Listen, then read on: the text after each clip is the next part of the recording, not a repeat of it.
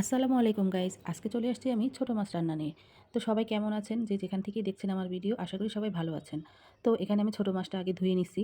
ধুয়ে নেওয়ার পরে এখানে আদা রসুন বাটা দিচ্ছি, তারপরে লবণ, জিরা ধনিয়ার গুঁড়া, হলুদ মরিচের গুঁড়া আর সাথে কিছু পেঁয়াজ কাঁচামরিচ আমি অ্যাড করব। মানে এখানে আমি সবগুলোকে নিয়ে আগে মাখবো। মাখার পরে তারপর আমার রান্নার প্রসেসিং শুরু হবে। ঘরোয়া রান্না বলতে ঘরোয়া পরিবেশে আপনার হাতের নাগালে যা থাকবে আপনি তাই দিয়ে রান্না করবেন, খাবারটা বেশি ভালো লাগবে। আর এক্সট্রা কিছু দিতে গেলে আমার কাছে মনে হয় খাবারটা তেমন ভালো লাগে না। তাই আমার হাতের নাগালে যা থাকে আমি তাই দিয়েই রান্না করি। আলহামদুলিল্লাহ সবাই ভালোই খায়। তো এখানে আমার সব দেওয়া শেষ। এখন আমার সব মাখাও শেষ। তো আমি এখানে পেঁয়াজ কাঁচামরিচটাও অ্যাড করলাম। এটাও একটু মেখে রেখে দিলাম। কারণ আপনার যেই জিনিসটার যেই স্বাদ আমার এলাকায় মানে আমরা বরিশালের মানুষ যেভাবে রান্না করি আমি প্রতিদিন চেষ্টা করি সেভাবেই আপনাদের সামনে দেখানোর জন্য। তো এখন আমি একটা চুলায় কড়াই বসিয়ে দিছি। এখানে তেল দিব। তেল দেওয়ার পর এটা গরম হবে। গরম হওয়ার পর কড়াইটাকে একটু ডিসকুনাস নাচাই নিলাম। কারণ চারপাশে লেগে গেলে মাছটার একটা পোড়া গন্ধ বের হবে। যেন পোড়া গন্ধ না বের হয় এজন্য কড়াইতে আমি তেল দেওয়ার পরে একটু ডিসকুনাস নাচাইছি। নাচানোর পরে এখানে আমি ১ কাপের মতো পেঁয়াজও দিয়ে দিলাম। তো একটু আমি বেশি লাল করব না।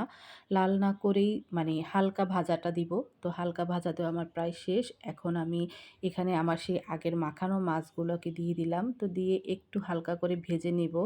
কারণ এটা একটু হালকা ভাজা না দিলে ভালো লাগবে না। আর কাঁচা মাছ একটা গন্ধ আসতে চায়। তো সেজন্য আমি একটু হালকা ভেজে নিব। তো বারবার একটু নেড়ে-চেড়ে নিব। বেশিও নাড়ব না। তাহলে মাছটা ভেঙে যাবে। তো এজন্য আরকি একটু হালকা আঁচে হালকাভাবেই ভাজবো।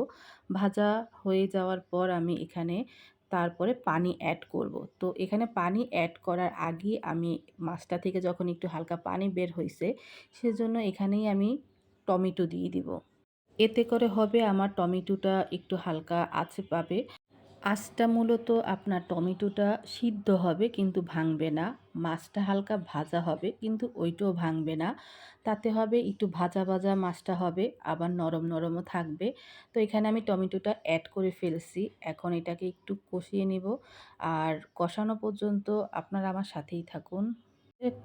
কষাতে দেখলাম যে একটু হালকা কালার আসছে। আর আমরা যেহেতু বরিশালের মানুষ একটু ভুনা একটু ঝাল পছন্দ করি। তো সেখানে আমার কাছে মনে হয়েছে হলুদটা একটু কম।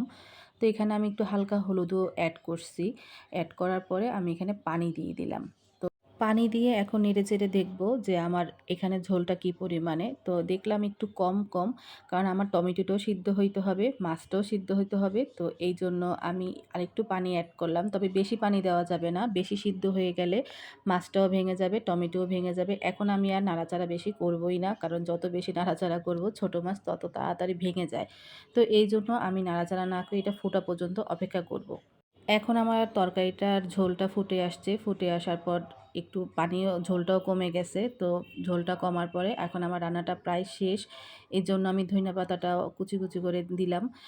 তো এখানে আমি এখন আর কিছু করব না। জাস্ট ধইনা পাতাটাকে একটু নেড়েচেড়ে দিলাম। আর আমার রান্নাটা অলমোস্ট শেষ। এখন দেখেন আপনারা তরকারিটা কেমন দেখতে লোভনীয় হয়েছে। তো যদি আমার রান্না ভালো লাগে তাহলে অবশ্যই আমার চ্যানেলটাকে সাবস্ক্রাইব করবেন, পাশে থাকবেন। আর আমি আমার ডেসক্রিপশন বক্সে সব রান্নার উপকরণগুলো পরিমাণ সহ দিয়ে দিব। আল্লাহ হাফেজ।